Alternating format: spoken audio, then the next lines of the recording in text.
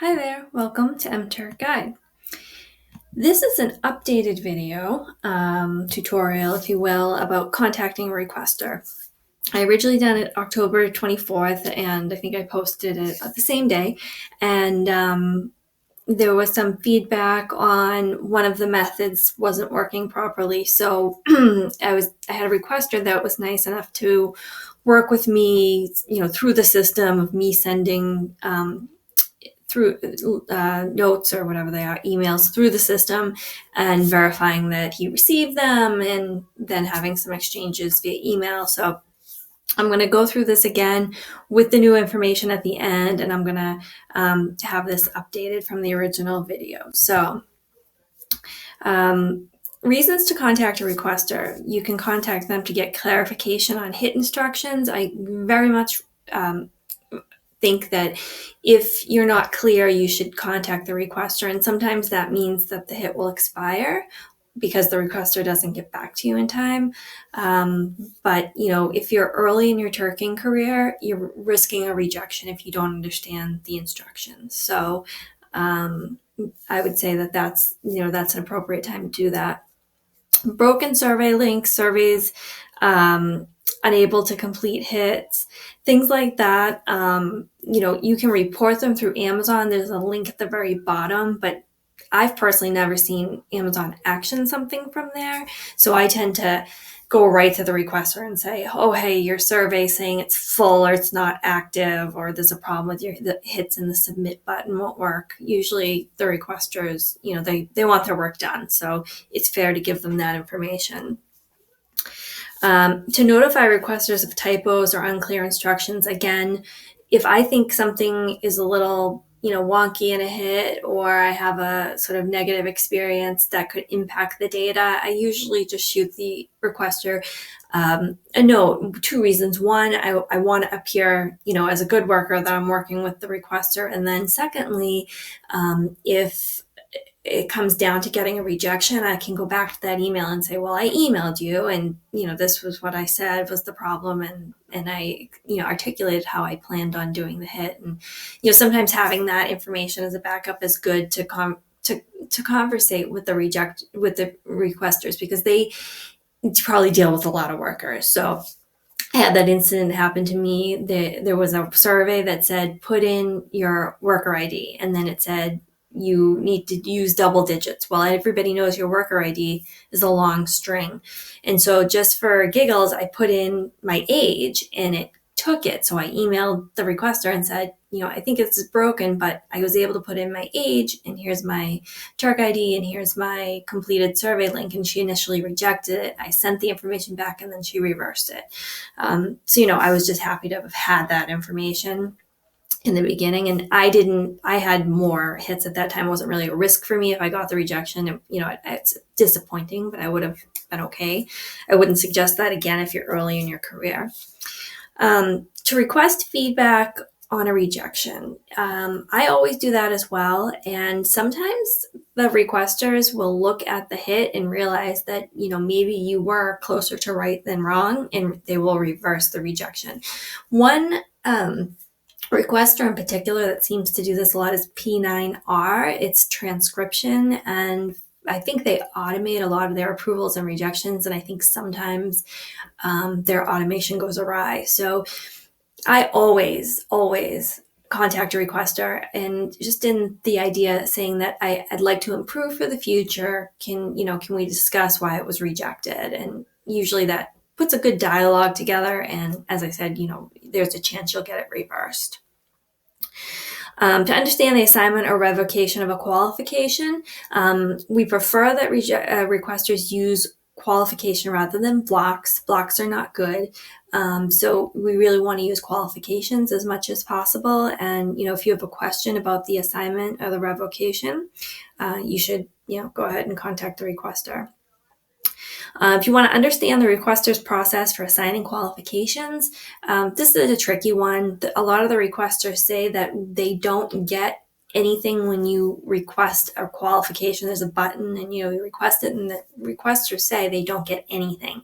So if there's a test or there's a survey or something, you want to get on top of that and see if you can get that information from the requester, because just clicking, I am interested in this qualification doesn't seem to do much, and the requesters have validated that. So if you want to be really aggressive about it, you can contact them and ask them how you can get the qualification for the hits that you want to do.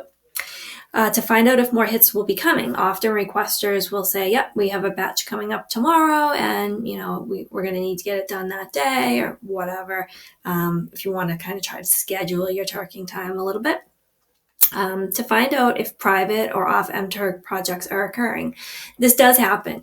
I've worked 2 off MTurk projects where I actually did get paid through MTurk through the bonus system, but the platforms were not MTurk. There was one that I think was run by Stanford, and then there was one where I was doing bounding boxes, and they picked some workers who were good at the bounding boxes and gave us a bonus and, asked us to do this work. So, again, if you really love doing hits and you think you do them well, shoot the requester a note and say, do you do anything anywhere else? Or, is there any way I can get a qualification, to do more of these or whatever?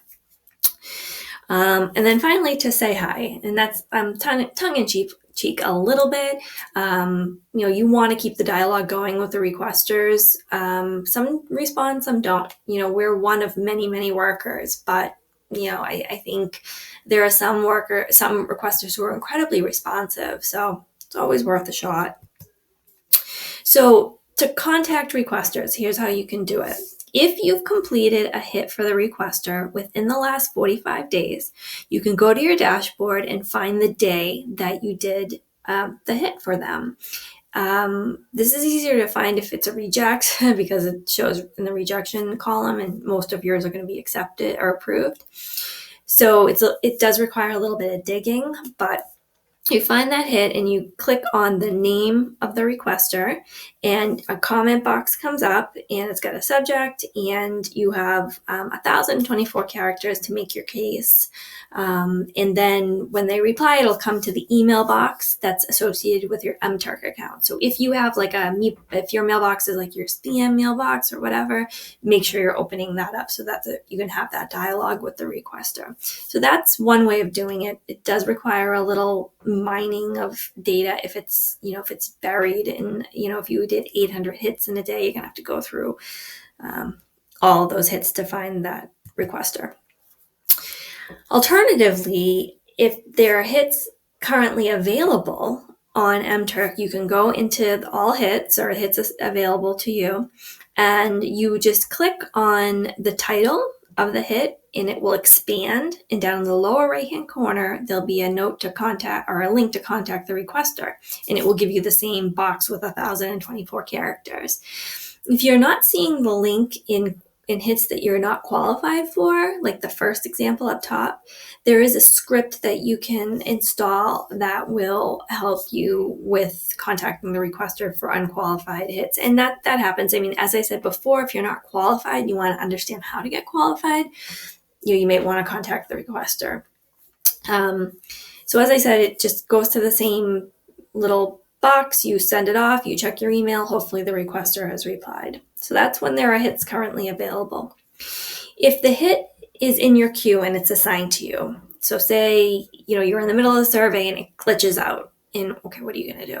You're going to go to hits assigned to you, and again, you click your title, and the contact the requester of this hit is in the lower right-hand corner, and you do, the same. You get the box, 1,024 characters, send it off, and then conversate with the requester. This is an alternative method, and this method is really only to be used when all you have is the requester's name or the requester's ID number. And sometimes that happens. So, let's say you were doing survey, it expired, it glitched out, but you got through it, you have the code, you want to let the, survey owner know that you did do it and you have the code. And hopefully they can compensate you through a bonus or something. So what you need to do is you need to find the requester's ID if you don't already have it. And you can do that by, you can find it in the search bar of, say they have other hits up, you can find it in the search bar and grab their requester ID. you see on the top.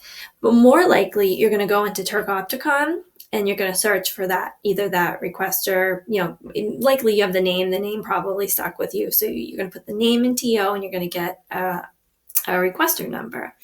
And then there's a string here that I put in the description of this video. And what you do is you cut and paste that link, and then you put the requester ID in the end after equals. And when you type that in and you hit enter, you're going to get your 1024 character box. And again, you're going to go off and you're going to conversate with the requester. Just note that when you do put the box, when you get the box in this method at the top, it's not going to say the name of the owner. It will say, or the requester, it will just have two sets of quotation marks. Don't let that throw you off. I did test it with the requester, and with this link, he was able to receive my test note. So that's the part that changed. I validated the link. The link works, and I've changed the link. So that's the piece that was a little bit questionable. I know some people had issues with it, so it should be resolved now. I can't guarantee it's always going to work because MTurk seems to be changing things. As we know, the platforms are going to be evolving. So it may change. So please do report back if you have issues using this method or any of the methods, so that I can look into it and then revise and update the videos accordingly for the whole population to enjoy. So that would be all in terms of contacting the requester. As always, please like my video, subscribe, share with your friends who might be Turkers as well, and please let me know what type of topics you want to talk about or you want me to talk about. I have a whole list that I'm working through, and I would love the input. So as always, thanks. Have a great Turking day, and I will be talking to you soon. Thanks, everybody.